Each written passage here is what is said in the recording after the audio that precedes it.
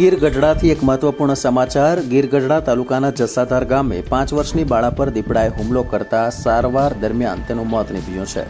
5 વર્ષની બાળા જસાધાર ગામે મામાના ઘરે રોકાવા આવી હતી। બાળા પોતાના નાના તેમજ માસી સાથે ખેતરમાં કામ કરી રહી હતી અને ત્યારે અચાનક દીપડાએ હુમલો કર્યો હતો। આ જીવલેણ હુમલો કરતા બાળકીને ગંભીર હાલતમાં સારવાર અર્થે ઉના ખસેડવામાં આવી હતી।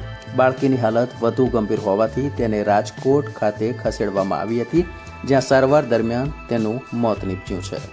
આ બાળકી પર હુમલો કરનાર દીપડાને પકડવા વન વિભાગ દ્વારા પાંજરું ગોઠવવામાં આવ્યું હતું, જેમાં બાળકી પર હુમલો કરનાર દીપડી મહા મહેનતે પાંજરે પુરાતા સ્થાનિકોએ રાહતનો શ્વાસ લીધો। જસાધાર ગામ સેટલમેન્ટ વિસ્તારનું ગામ હોવાથી અહીંયા વન્ય પ્રાણીઓ મોટી સંખ્યામાં વસે છે।